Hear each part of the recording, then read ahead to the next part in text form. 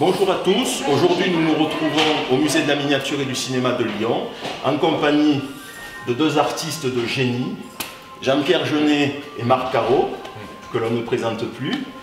On vous connaît sous le nom de Caro et Jeunet ou de Jeunet et Caro, et je voulais donc vous rencontrer parce qu'une magnifique exposition se tient dès aujourd'hui au musée de la miniature et du cinéma de Lyon.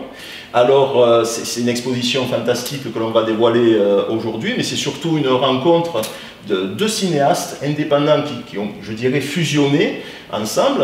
Votre rencontre date maintenant d'il y a 40 ans, en 1978, avec le court-métrage L'Évasion. Et justement, j'aurais voulu savoir justement comment est née cette rencontre, parce que c'est quand même assez rare que deux artistes qui viennent peut-être d'horizons différents arrivent quand même à fusionner comme ça. Alors ça commençait juste un petit peu avant, en 1974, je crois, au Festival d'Annecy, qui était déjà ce qui nous a liés, qui est le cinéma d'animation.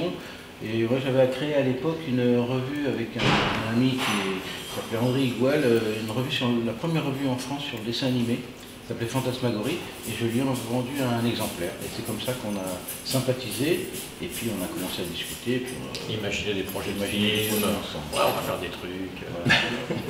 Il venait à Paris, il dormait dans ma chambre de bonne par terre sur un matelas pneumatique. Oui, donc c'est vraiment une belle aventure qui a débuté. Ouais. C'est une passion commune. Hein. Vraiment pour déjà le cinéma d'animation, et puis au fur et à mesure ça nous a amené à faire des marionnettes et puis des acteurs. Les gens ont dû se faire une joie de vous raconter. Qui c'est celui-là? Tiens, Sully.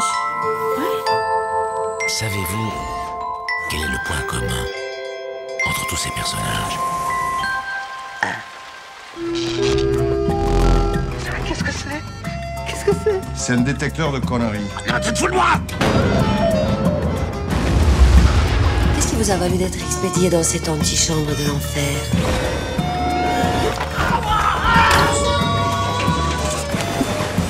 C'est un très joli soir. Un joli soir, Tété. Une vraie usine à cauchemar, celui-là. Que fais-tu dans mon rêve? Suivez les flèches bleues, monsieur Cacampois. C'est moi l'original. Si tu retrouvais une chose de ton enfance à laquelle tu tenais comme un trésor. Qui a volé le rêve de l'enfant?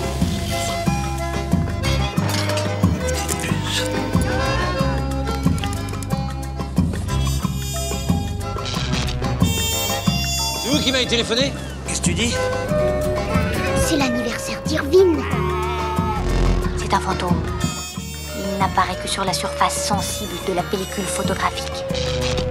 Secteur 3/4. Yes, bébé. Un conte de fées. Il n'a aucune blessure. Il respire normalement. Je sens déjà les larmes perlées. What's inside me? Elle serait pas en train de nous tomber amoureux. Tu parles d'un album de famille. Le truc est ici, maman. Chez nous. Le truc est chez nous. Ah tiens, justement c'est comme dans la danse. On y va, hein? Si, venez, fermez la porte.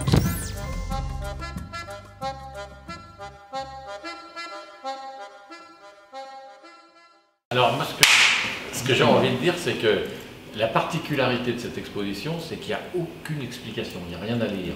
Et Thierry Frémaux, le président, enfin le Festival de Lille, de Lumière, disait très justement qu'il n'y a pas beaucoup de cinéastes, et surtout français, qui peuvent se targuer d'avoir assez d'objets à présenter, objets, costumes, storyboards, etc., pour parler des films.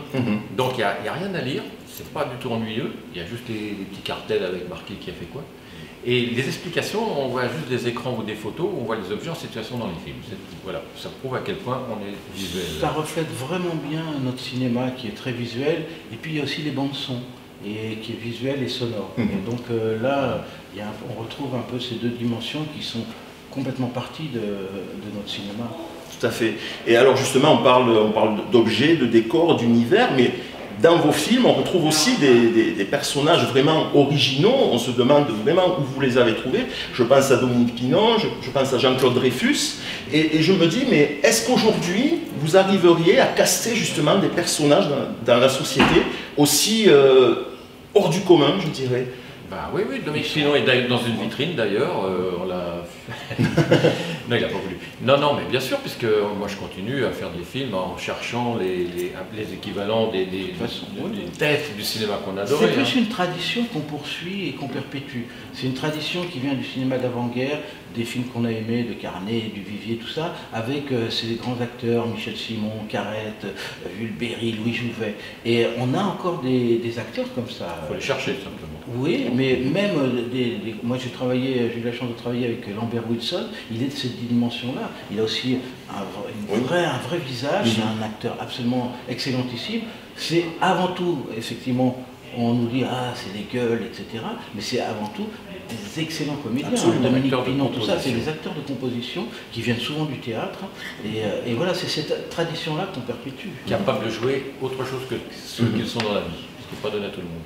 Alors, outre votre collaboration, on se souvient effectivement de ce film emblématique Alien, où vous êtes parti aux États-Unis, et c'est pour faire en fait le lien avec le côté trust que devient maintenant Disney en rachetant toutes ces sociétés de production, et le lien avec le cinéma indépendant que quelque part vous incarnez, parce que vous avez votre propre marque de fabrique. Et est-ce qu'aujourd'hui justement vous vous sentez un petit peu en danger de dire je ne peux plus produire mes films, je ne peux plus rien faire parce que justement je suis un peu hors du système? Alien, c'était une opportunité, je ne croyais pas trop, je parlais 3 bandes d'anglais et tout. J'ai été par curiosité, puis ça s'est fait finalement, et voilà, j'ai fait un film avec une liberté que je n'aurais plus aujourd'hui. Voilà, je me rends compte maintenant, j'avais une liberté qui n'est pas quasi totale, elle est 90% de liberté. Aujourd'hui, c'est plus le cas. Après... Non, alors moi ce que je trouve qui est juste un tout petit peu symptomatique, c'est ce côté, effectivement, tout l'imaginaire, on a laissé l'imaginaire à Walt Disney. Et ça, je trouve c'est un petit peu dangereux qu'il y ait un monopole comme ça. Pixar, Disney, les Marvel, tout, Star Wars, tout ça appartient à la même personne. Tout l'imaginaire des enfants appartient. Et je trouve qu'on a lâché, en Europe, on a lâché tout ce cinéma de l'imaginaire un monopole américain, et je trouve que c'est un peu dangereux, moi, personnellement. Oui, c'est même un petit peu dommage. Et puis quand on retrouve justement les objets justement dans cette exposition, la minutie de tous ces objets, puis l'âme qui reflète, il reflète vraiment une âme. Non, mais c'est des films qu'on ne pourrait plus faire aujourd'hui. Voilà, tout à fait. Et puis, je voulais aussi en venir au fait maintenant de l'image de synthèse, la 3D, ce qu'on appelle les CGI. Est-ce qu'aujourd'hui, si on vous donnait les moyens d'utiliser ces moyens-là, est-ce que vous préféreriez utiliser de la 3D, l'image de synthèse, ou garder justement cet esprit justement des objets? Les deux, c'est des outils. C'est plutôt l'utilisation qu'on en fait qui est problématique, c'est pas les outils. Et de toute façon, on a été avec La Cité des Enfants Perdus, je pense le premier film, en tout cas en Europe, je ne sais pas si c'est mondial, à avoir utilisé toute la technologie numérique. Hein, mixage, effets spéciaux. Voilà, les effets spéciaux, etc. Donc c'est pas les outils. Après, il faut que ce soit au service de quelque chose d'artistique. Si c'est juste pour faire écrouler des immeubles et tout ça, c'est un type de cinéma, ça peut avoir son intérêt, mais c'est pas le nôtre en tout cas. Oui, tout à fait. Et donc, est-ce qu'on peut imaginer, pour conclure cette interview, de vous voir réunis à nouveau pour un projet, quelque chose? Là, il y a un petit court-métrage d'animation que j'ai fait, qui passe, et là, en ce moment, je lui produis un film d'animation qui devrait passer sur le mur. Là, il y a encore un petit aplat. Ah ben très bien. Donc, je suis pas encore tout à fait fini, là, sur les petites finitions. Je rentre pour l'étalonnage, et je peux vous dire que je suis très content d'avoir un producteur aussi. C'est un mécène, oui, un producteur. Donc voilà, donc on peut dire maintenant officiellement, Caro et Jeunet, voilà, ils sont de retour. Je m'étais... oui, mais disons que vous avez eu vos projets personnels, voilà. Parce qu'on n'est pas frères, la plupart des couples au cinéma c'est des frères, mais regardez les Tagliani, les Cohen, etc. Nous on n'est pas frères, donc on a réussi à en faire 2 ensemble, c'était déjà bien. Il y a eu pas mal de machins, hein. Sack et Cooper de King Kong, Michael Cooper et Pressburger, il y en a eu. Il y en a, mais pas tradition. Moins que les frères. Moins que des frères, c'est vrai, c'est vrai. Voilà, donc pour retrouver tout cet univers, Caro et Jeunet, ou Jeunet et Caro, peu importe, l'important... Caro et Jeunet, ça sonne mieux, c'est très bien, et donc je vous invite à visiter cette magnifique exposition qui va durer jusqu'au printemps prochain, donc profitez-en, et puis retrouvez tout cet univers, tous ces films fantastiques, voilà, de l'univers du cinéma français. Voilà, merci à vous. Merci.